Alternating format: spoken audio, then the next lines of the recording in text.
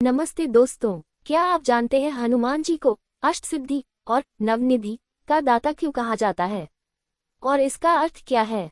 तो चलिए आज इस वीडियो में हम जानते हैं कि हनुमान जी को अष्ट सिद्धि और नवनिधि के दाता क्यों कहा जाता है।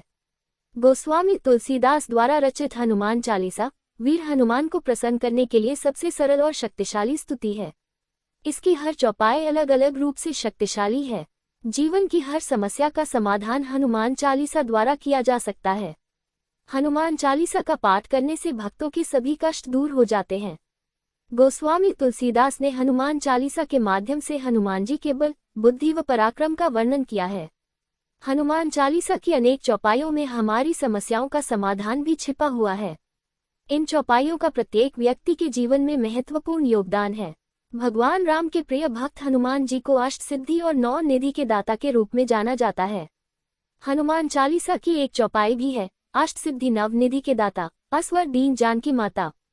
अर्थात हनुमान जी की भक्ति से व्यक्ति के जीवन में 8 प्रकार की सिद्धियां और 9 प्रकार की निधियां साकार हो जाती है। हनुमान जी ने ये अष्ट सिद्धियां और नव निधियां बचपन में ही प्राप्त कर ली थी, जो उनकी शक्तियों को प्रतिष्ठित करती हैं। पर क्या आप जानते हैं कि इन शक्तियों और निधियों का दाता उनको माता जानकी के आशीर्वाद ने बनाया। अष्ट सिद्धियां भौतिक और आध्यात्मिक सिद्धियां हैं, जबकि नवनिधियां विभिन्न प्रकार की धन और ऐश्वर्य से संबंधित हैं, जिस वजह से हनुमान जी को राम भक्त होने के साथ साथ अत्यंत शक्तिशाली माना जाता है। तो चलिए आज इस वीडियो में हम अष्ट सिद्धियां और 9 निधियां के बारे में संक्षेप में समझते हैं। सर्वप्रथम अष्ट सिद्धियां। हनुमान जी की 8 सिद्धियों के बारे में हनुमान चालीसा के अलावा मार्कंडेय पुराण और ब्रह्मवैवर्त पुराण में भी अष्ट सिद्धियों का वर्णन किया गया है। हनुमान जी की 8 सिद्धियां इस प्रकार हैं, जिनमें सर्वप्रथम अनिमा। कहा जाता है कि इस सिद्धि के सहारे हनुमान जी कभी भी अति सूक्ष्म रूप धारण कर लिया करते थे। दूसरी सिद्धि है महिमा। मान्यतानुसार इस सिद्धि के बल पर हनुमान जी ने कई बार विशाल रूप धारण किया है। तीसरी सिद्धि है गरिमा। मान्यतानुसार इस सिद्धि की मदद से हनुमान जी खुद का भार किसी विशाल पर्वत के समान कर लेते थे। चौथी सिद्धि है लघिमा। इस सिद्धि के सहारे हनुमान जी खुद का भार बिल्कुल हल्का कर लेते थे, साथ ही वे पल भर में कहीं भी आ जा सकते थे। पांचवी सिद्धि है प्राप्ति। इस सिद्धि की मदद से हनुमान जी किसी भी वस्तु को तुरंत ही प्राप्त कर लेते थे, पशु पक्षियों की भाषा को समझ लेते थे, आने वाले समय का पूर्वाकलन कर सकते थे। छठवीं सिद्धि है प्राकाम्य।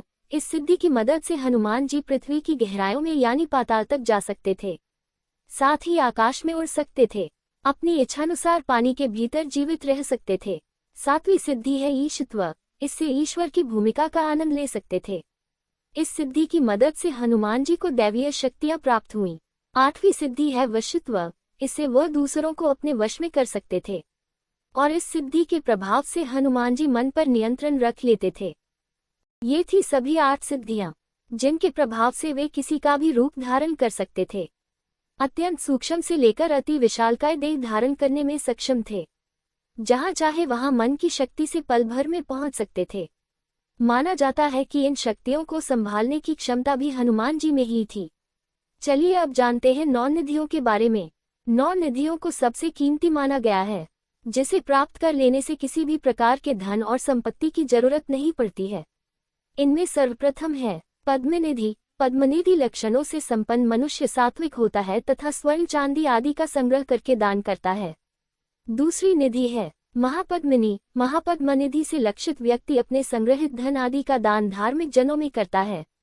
तीसरी निधि है नंदनिधि। नंदनिधि युक्त व्यक्ति राजस और तामस गुणों वाला होता है, वही कुल का आधार होता है।